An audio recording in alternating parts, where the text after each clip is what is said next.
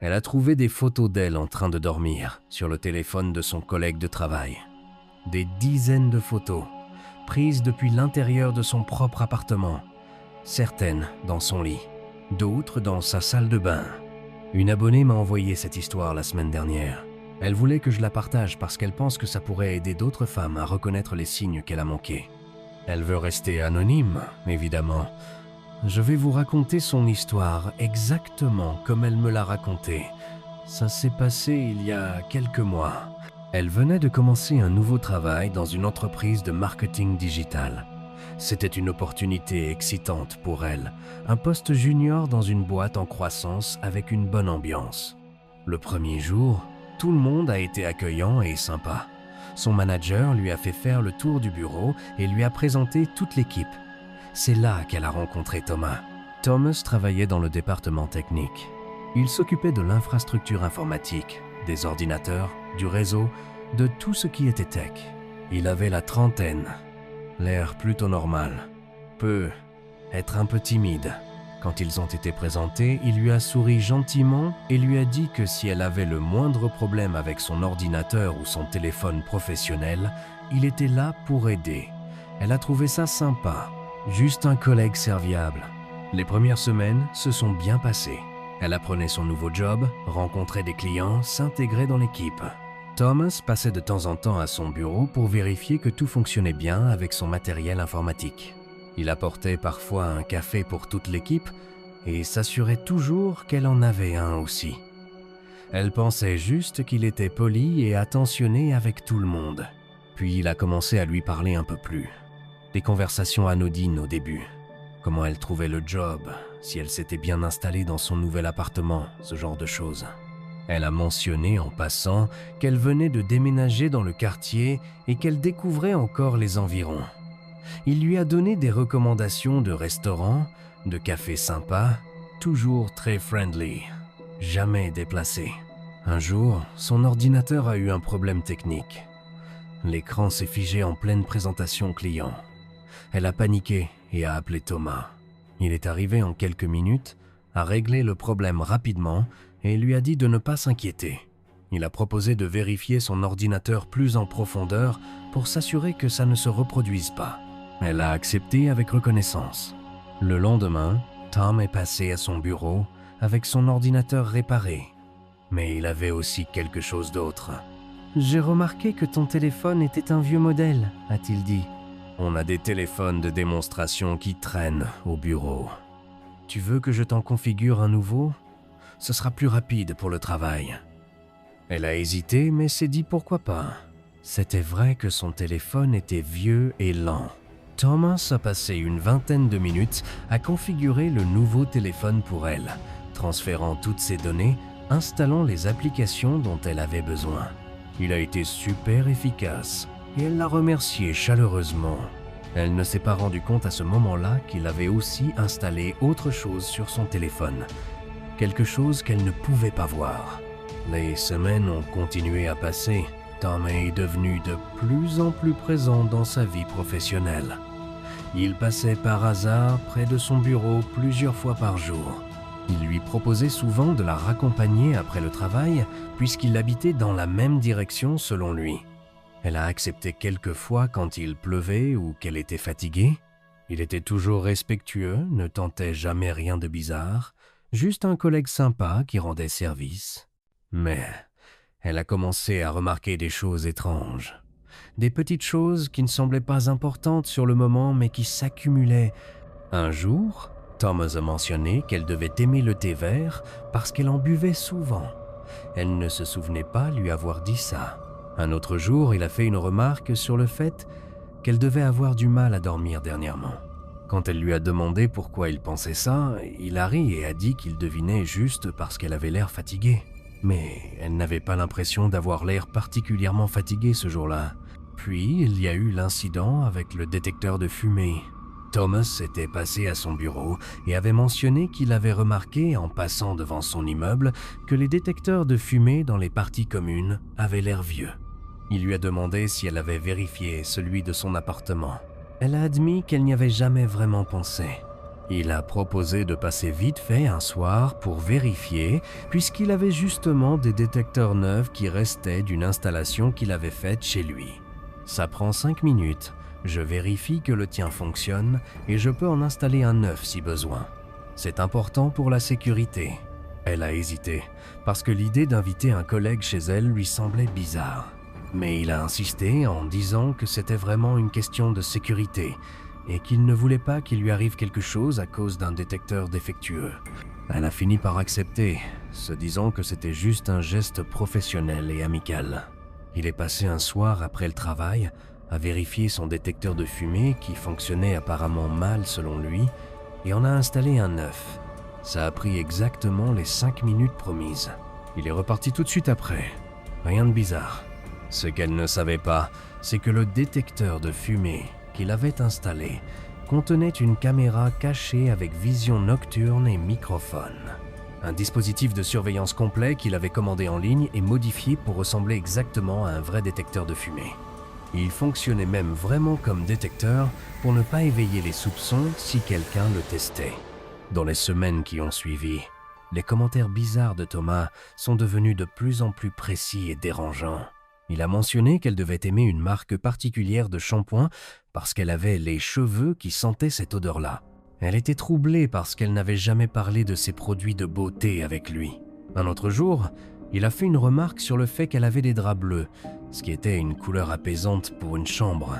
Elle ne se souvenait absolument pas avoir mentionné la couleur de ses draps à qui que ce soit au bureau.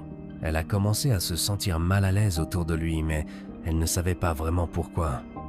Il n'avait jamais fait ou dit quelque chose d'ouvertement déplacé. Il était toujours poli, toujours serviable. Mais il y avait quelque chose qui la dérangeait. Cette façon qu'il avait de connaître des détails sur sa vie privée qu'elle ne se souvenait pas avoir partagée. Elle a commencé à décliner ses offres de la raccompagner. Elle inventait des excuses. Elle devait faire des courses. Elle allait voir une amie. Elle prenait le bus. Thomas semblait un peu déçu, mais ne forçait jamais. Il restait toujours dans les limites du comportement acceptable, juste assez pour qu'elle ne puisse pas vraiment se plaindre de quoi que ce soit de concret. Puis un soir, elle était en train de travailler tard au bureau. Presque tout le monde était parti. Elle finissait une présentation urgente pour le lendemain. Son téléphone professionnel s'est soudainement éteint, complètement déchargé. Elle avait besoin de faire un appel important à un client, mais son téléphone personnel était dans son sac dans une autre pièce. Thomas passait justement dans le couloir. Il a vu qu'elle avait l'air stressée et lui a demandé ce qui n'allait pas. Elle lui a expliqué qu'elle avait besoin de passer un appel urgent, mais que son téléphone était mort. Sans hésiter, il lui a tendu son téléphone personnel. « Tiens, utilise le mien. » Pas de problème. Elle l'a remercié et a pris son téléphone. Elle a passé son appel rapidement. Une conversation de quelques minutes avec le client pour confirmer les détails de la réunion du lendemain. Quand elle a raccroché, elle s'apprêtait à rendre le téléphone à Thomas, mais il était retourné à son bureau pour la laisser parler tranquillement. Elle a décidé d'aller le lui rapporter directement. En marchant vers son bureau, le téléphone dans sa main a vibré. Une notification. Par réflexe, ses yeux sont tombés sur l'écran. C'était une notification de l'application Photos. Nouveau souvenir disponible. L'aperçu montrait une petite vignette d'une photo. Une photo qui lui a fait arrêter de marcher net. C'était une photo d'elle, endormie dans son lit, dans son propre appartement. Son cœur s'est mis à battre très fort. Ses mains ont commencé à trembler. Elle a regardé autour d'elle. Le couloir était vide. Thomas était dans son bureau plus loin. Elle a déverrouillé le téléphone. Il n'y avait pas de code. Elle est allée directement dans la galerie photo. Ce qu'elle a vu l'a glacée jusqu'aux os. Des centaines de photos. Des photos d'elle prises depuis l'intérieur de son appartement. Des photos d'elle en train de dormir sous différents angles. Des photos d'elle en train de se préparer le matin. Des photos d'elle assise sur son canapé en train de regarder la télévision. Des photos d'elle dans sa cuisine en train de cuisiner. Des photos floues d'elle sortant de la douche enveloppée dans une serviette. Les photos étaient organisées par date dans des albums. Elle a fait défiler. Il y en avait depuis plusieurs semaines. depuis exactement le moment où Thomas avait installé le nouveau détecteur de fumée dans son appartement. Les angles des photos correspondaient parfaitement à l'emplacement du détecteur dans sa chambre. Elle a réalisé avec horreur que ce n'était pas un vrai détecteur de fumée. C'était une caméra espion. Elle a continué à regarder le téléphone avec des mains qui tremblaient de plus en plus.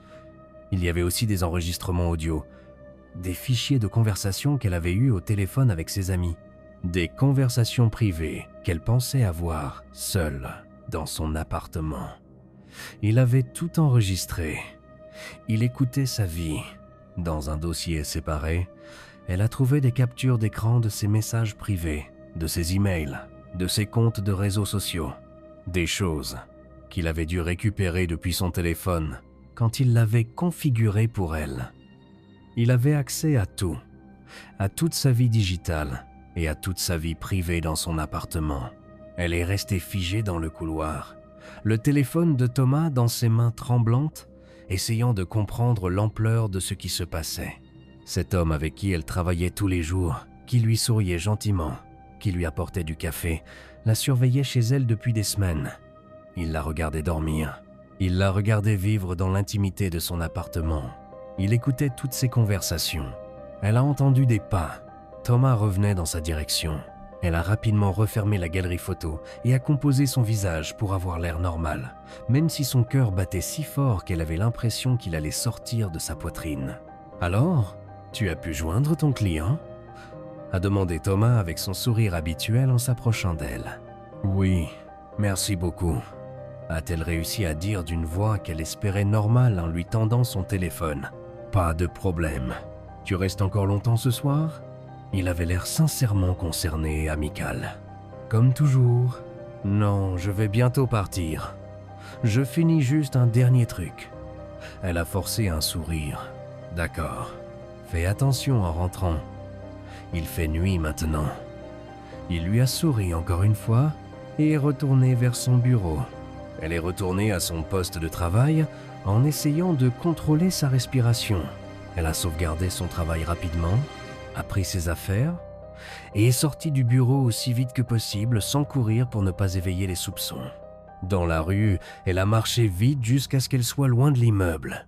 Puis elle s'est effondrée sur un banc public et a commencé à pleurer. Elle ne savait pas quoi faire. Elle avait vu les photos sur son téléphone, mais elle n'avait aucune preuve maintenant. Il pouvait les effacer en quelques secondes. Qui la croirait si elle l'accusait sans preuve ? Il pourrait dire qu'elle inventait, qu'elle était jalouse ou folle ou n'importe quoi. Et elle travaillait avec lui. Elle le verrait tous les jours. Il savait où elle habitait. Il avait une caméra dans son appartement. Elle est rentrée chez elle et la première chose qu'elle a faite a été de regarder le détecteur de fumée au plafond de sa chambre. Il avait l'air parfaitement normal. Juste un détecteur de fumée blanc standard.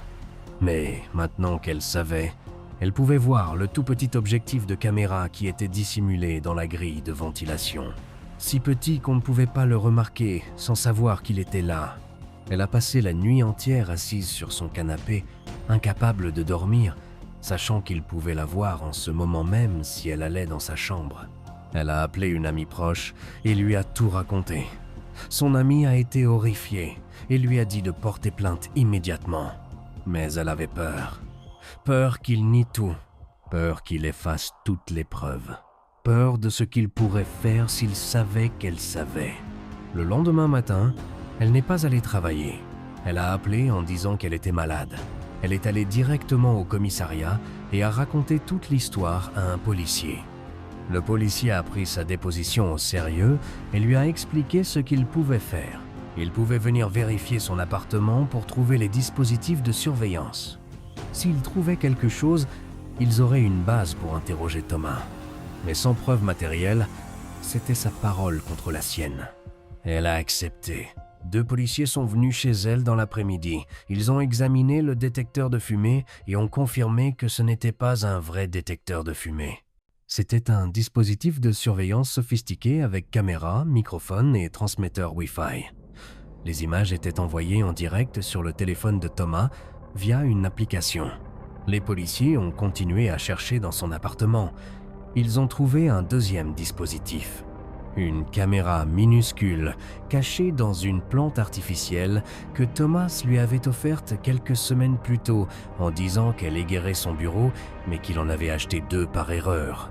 Elle l'avait rapportée chez elle et l'avait mise dans son salon. La caméra était dissimulée dans une feuille en plastique et pointait directement vers son canapé. Avec ces preuves physiques, la police avait de quoi agir. Ils ont contacté l'entreprise pour obtenir les informations de Thomas et organiser une confrontation. Mais quand ils sont arrivés au bureau le lendemain, le manager leur a dit que Thomas avait démissionné par email. Dans la nuit, il avait envoyé un message disant qu'il quittait la société pour des raisons personnelles et qu'il ne reviendrait pas. Il n'avait même pas pris ses affaires personnelles de son bureau. La police est allée à son adresse enregistrée, mais l'appartement était vide. Ses voisins ont dit qu'ils l'avaient vu partir dans la nuit avec plusieurs valises. Il avait quitté son bail sans préavis. Il avait tout simplement disparu. Elle a réalisé avec horreur qu'il devait avoir accès à quelque chose qui lui avait permis de savoir qu'elle était allée à la police. Peut être qu'il avait mis un traceur sur sa voiture. Peut être qu'il surveillait son téléphone à distance. Peut être qu'il l'avait suivi au commissariat. Elle ne savait pas. Mais il avait su et il s'était enfui avant d'être arrêté. L'enquête policière a continué. Ils ont saisi son ordinateur professionnel qu'il avait laissé au bureau. Ce qu'ils ont trouvé dessus l'a rendu physiquement malade. Des milliers de photos et de vidéos. Pas seulement d'elle. Il y avait 2 autres femmes.